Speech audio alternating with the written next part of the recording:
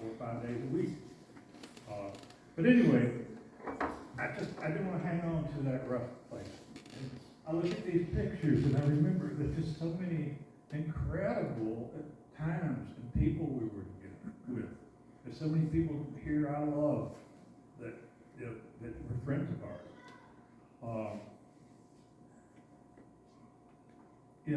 I'm totally surrounded by our house and love. But we all know Janet. She was an astonishing woman. I learned so much from her. First and foremost, I learned unconditional love. I didn't grow up with it. I didn't have it in my first marriage. And I learned that Janet and her mother both just really give unconditional love. We shared it with our kids, who shared it with their grandkids. And gratitude is something we really held on to in our relationship, just to be grateful for every little thing we have. We were quite poor for quite a number of years. Poor hippies, stupid hippies, crazy hippies, but always broke.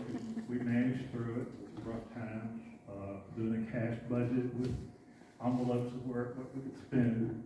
Learned how to live simply on a small budget.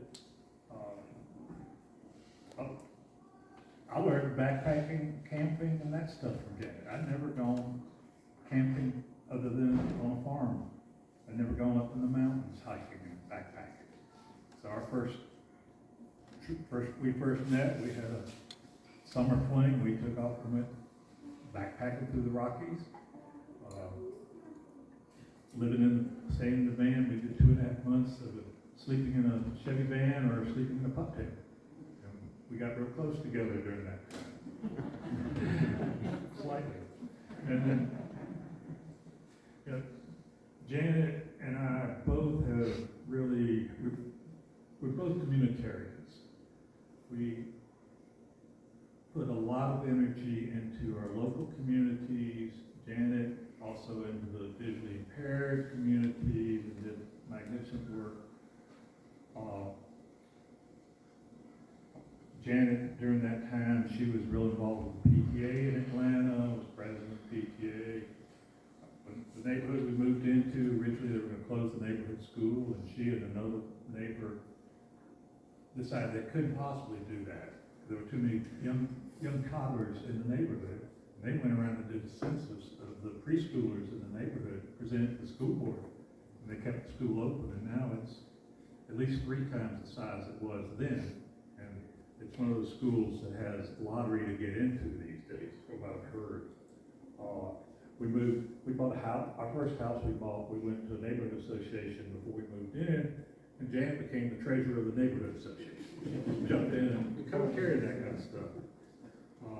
She's one of the few people I know that went to college, declared a major, went to grad school, got a master's in that same thing, and did it all her life. When she was in grad school, her 2 professors were codifying orientation mobility and put together the first techniques book about it. Then 50 years later, or I guess 48 years later, Janet got contacted about creating a new one, a total 100% revision. She and Diana Fossey, California, worked remotely together about 2 years and put together the definitive textbook for orientation mobility. And I just thought that was such an amazing tribute that she got to do that. I mean, she got paid for it. I think she made about 75 cents an hour. And she gets about $200 a year in royalties. But one of the more recent accomplishments, it's one of the things we're doing in her memorial, she really bridged the communication between orientation mobility teachers. And if you don't know what that is, they're the ones that get out and teach the blind people how to travel independently, working with a cane. Janet worked with at least 100 clients in Atlanta, teaching them how to get from their place, get on a bus, go down to the train station, get on the train, and get to work. And she'd do it with them until they had it. And really made connections with MARTA and working on opening up that stuff. But then there was this whole thing about traffic engineers, the things they want done. Traffic engineers and orientation mobility speak different languages. And Janet, 20-something years ago, decided she wanted to go do a presentation. And I remember she was really nervous before she went in, and she did a great job, and she opened the door, and we've got at least one traffic engineer here. I thought we were gonna have a couple more. I have to sit in the corner, but. But she just made tremendous inroads in getting engineers to, they went to conferences 25 years and would sit in the back in meetings and made amazing differences. And they're set, the group of them are setting up a class, a scholarship for class that's going to be for supporting the orientation mobility people to go to what will probably be the Janet Barlow workshops where engineers and the orientation teachers sit down at the same table and work on the problems and figure it out.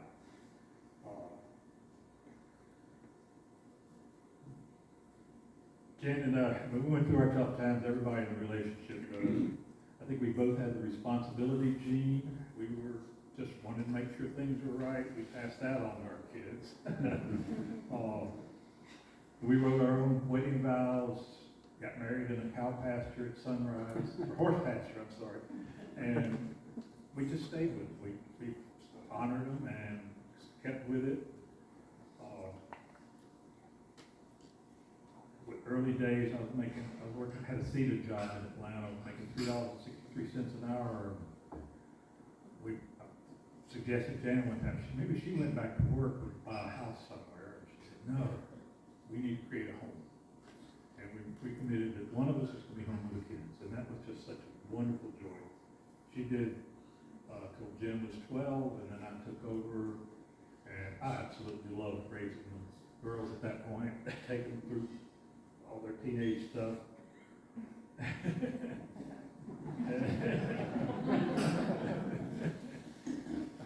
But anyway, as far as in memoriam, we're doing a scholarship for that one group. Locally, Janet and I were one of 5 people that started the West Asheville Garden Stroll 12 years ago. And we're setting up a fund.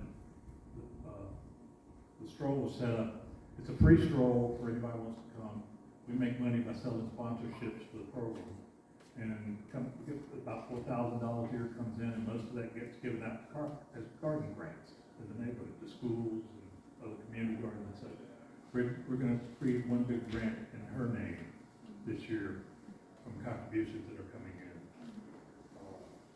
And over here, if you haven't filled out a memory card or whatever, Carol's putting together a notebook with all of those. I've got a notebook over there. On that table of testimonials that came in, and from a lot of professional letters and 8 pages of Facebook comments, and it's been such a joy going through. People came today. We have Beezy from Alaska, Linda Myers from California, Lukas from New Jersey. A lot of people came pretty good distance to get here, and that's part of why we decided to do this. If you've never been to Lake Logan before, welcome. Just a brief history. Lake Logan was created in the 30s. Around 1900, Champion Paper started sending lumbermen up to cut up here. They needed, there was nothing up here. They built a village called Sunburst Village. It's now under the lake. But by early 1930s, they cut all the trees here. So they didn't need the village anymore. They decided to turn it into a lake. And the 300 acres here is owned by the Western North Carolina Episcopal Diocese. And they run it as a conference center and as a camp. And this is my 5th time here. Janet and I first came out last summer. We spent 3 days out here just sitting by the lake and hanging out, just enjoying the sunshine, enjoying the quiet. And then we came 3 days last fall with all their family. So we could put each family into a separate cabin, and we could have our common time We eat dinner here, eat meals here, we have common time with masks, et cetera, and keep distance. And that worked great. So we were originally going to do this at Hickory Nut Gap Farm in Atlanta, and ours were not working out. And Becca suggested, hey, how about Lake Logan? We were all like, yeah. Becca did the paperwork and took care of contacting all of y'all. Our girls have been so wonderful and all of that. And it makes me cry how amazing the love is in the family, and just we all pulled together and did this. So I want to just thank y'all for being here. I want to thank everybody that's worked on it, and enjoy your time here. And I love you all. Thank you. We love you too. I have a couple other folks who wanted to share some words, and I didn't really communicate with people about who's going next. But Peter, if you're ready, do you want to come on up? And if you need to get up and move around or get more food or back us or whatever, you're welcome to. Don't feel like you have to stay in your seat. This is Peter Ward. I've known him my entire life, and he wrote a poem that he'd like to share. I didn't know this was going to be written until we'd come up and visited. We had come up and visited Doug and Janet not too long before passing. I got home, and as poems generally come to me, they happen in the middle of the night. And I didn't know this was going to come, but in the middle of the night, after we got home, this popped up. So I thought, well, I really ought to give it some careful thought and see if it's shareable.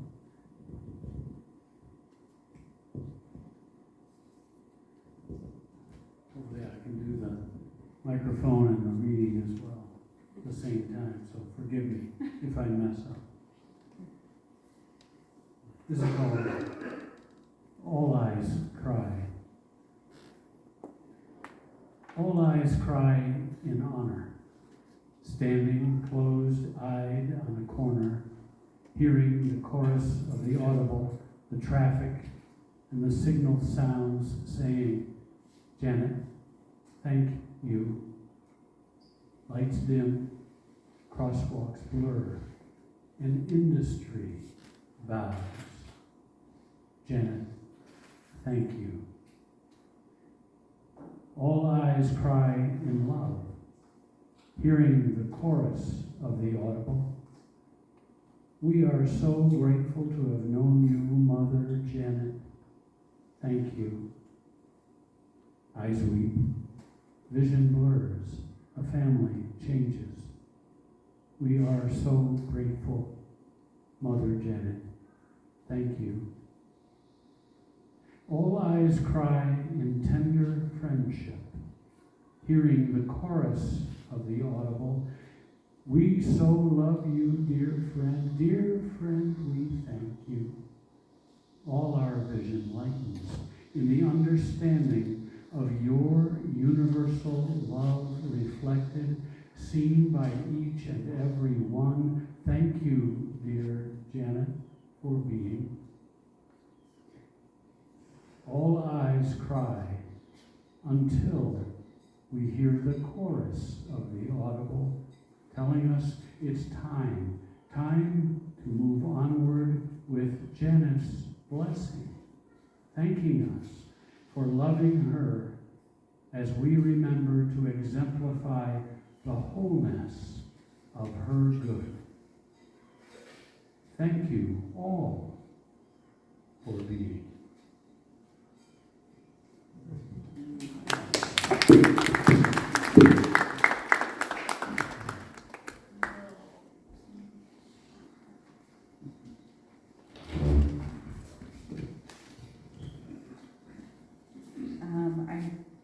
Scott McCall out there. Did you want to say a few words? Okay, yes.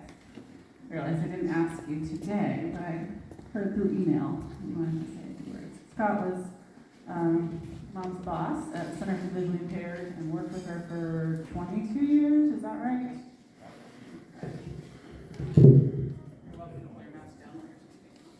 Just to correct one thing, nobody was Janet's boss. But it was my, first of all, it's just an honor and a feeling of great love to be here. And Peter, those were such beautiful words. And Doug, what a beautiful synopsis of this loving family and Janet's role. I met Janet in 1978 when I came to work at the Services for the Blind. And at that time, Janet was filling in for someone that was on leave. I think Jennifer was a couple of years old. And over the years, I kept trying to get Janet to come to work full time. And well, Rebecca got in the way, and then Letitia got in the way. And finally, they quit having babies, and Janet was able to come to work. And Doug mentioned the role with the traffic engineers. I remember it was about 1996, and Janet came into my office and she said, I'd like to go to this conference of traffic engineers and see if we can educate them as to some of the needs of people who are blind and visually impaired. I had no idea what she was talking about. She was talking about roundabouts and crossings and diagonal this and that. But Janet had a way of convincing me, even though I didn't know what she was talking about. I knew that it must be a good thing, and it certainly was a good thing, and Janet made a special mark in connecting traffic engineers and urban planners with people with orientation and mobility. But just in closing, I want to say that I think the greatest legacy that I feel closest to with Janet is in representing the hundreds of visually impaired people that she gave the gift of independence to. If you think of how much is lost when you lose your vision and your ability to travel safely and independently. And that's the situation that Janet was confronted with when many people would come to our agency. And through her instruction, through her motivation, through her determination to help them achieve goals, and Janet gave the gift of independence. And that is just part of the legacy and the wonderful memory. And thank you for letting me share a few thoughts about a very special friend.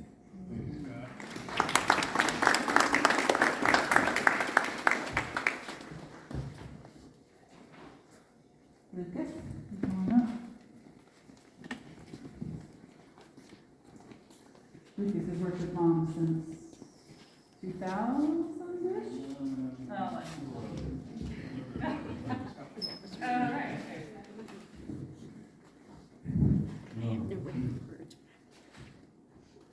What a life we remember. What a life we celebrate today. What a loss. I was so moved and shaken to receive Becca's call a few weeks ago. I've known Janet at least since 1995, what Scott was talking about. In 1996, I was involved in it at the same time, and that was our initial point of contact. I had known Janet before for my work, just had visited CVI, but we really began to work together in 1995-96 on numerous projects. What a remarkable human being. Kind, tough, incredibly thorough, incomparable work ethic, decent to the core, caring and warm, a practical, strategic, independent thinker and innovator, a unique person, and to all of us, a true friend. I'm up here representing Easy, who was her dear friend and colleague, and between both of us, we struggled to find words to convey the loss we feel and the admiration and love that we feel. And so I'm not just speaking for myself, but for many of us in the orientation and mobility community, and I appreciate what Scott said as well. Her monuments are on street corners in every state in the country. Her life is celebrated whenever a person who is blind crosses a difficult street crossing confidently using an APS, or stops on a patch of truncated dome detectable warning. Whenever you see one, that's Janet's memorial. To her family, her truest treasure, your loss is immeasurable. I am so grateful that you shared your wife and mother so generously with the world, and grateful that you took such kind care of her at the end. I so wish she were here with us to see how much loved she was by so many. It's wonderful to be here with you all, to share in showing our love and respect for our remarkable Janet Morgan.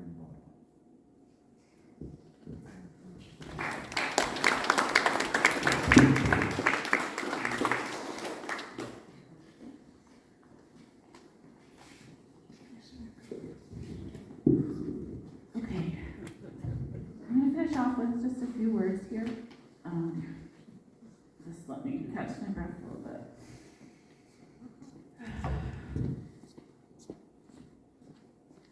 Thank you all for being here. It's really special that you're all here. We tried to think of how to celebrate Mom and how to remember her, and there are lots of different things that have come up, and I appreciate all the people who have made this day possible, and also put in work on scholarship funds and brought flowers and lots of wonderful things. And I just want to say I'm Becca, by the way. I think most of you have heard from me. Sorry for all the emails. I'm Janet's middle daughter. And I wanted to say, just on behalf of myself, my sisters, Dad, Mom's 3 siblings who are here today, and my mom's mom, we're just really grateful that you're all here and that you're part of Mom's life. I want to tell just a quick story. I was out walking in the woods about a year ago. I used to go walking pretty much every day. And I walked to this one section, familiar path, and suddenly it was like, something's different. And I walked a little closer and I realized the light had changed. Like the light was entirely different. And as I got closer to it, I realized a huge oak had fallen across the creek. And it had literally diverted the creek and had changed the environment in the whole area. And so it had formed new pathways and new connections, but the area was forever changed. And as I look out at this crowd of people who knew and loved my mother and who were loved by my mother, I see the impact of a great oak falling in the woods, albeit a really short oak, but a great oak. And she made noise. Yeah. In case you're wondering if the tree makes noise when it falls. No. But I see that impact here. She provided a literal home for some of us and a figurative home or a safe space for a lot of other people. A mother presence, a gentle figure. And I see that we are all changed by her absence and that we are all changed by her presence. And as I've been thinking about her and just how present she was with people, and I think that's part of where she made such an impact, is that she was where she was present where she was, and she made people not made them feel special in a fake way or something, but she made people know that they were important to her, important in the world. Mom meant different things to different people, and I could go on and on about all the qualities she expressed, qualities such as humility, grace, unselfishness, dedication, hard work, steadfastness, strength, support, patience, competence, and love. She lived love, she walked love, and she also lived her life. She didn't give up herself, her hobbies, her interests, her work. I know a lot of times in motherhood, people kind of give up all of who they are, and she didn't, but she also was a wonderful mother. I still would describe her as unselfish, even though she also had firm boundaries where needed. And she somehow made time for all of it and all of us, and she made the time she had count. I wish we all had more time with her, obviously, but I'm grateful for the meaningful time that we did have. And I know there's no one person in this room that can fill that hole that's left by my mom in our lives. But I hope that collectively we can hold that space for each other in different ways.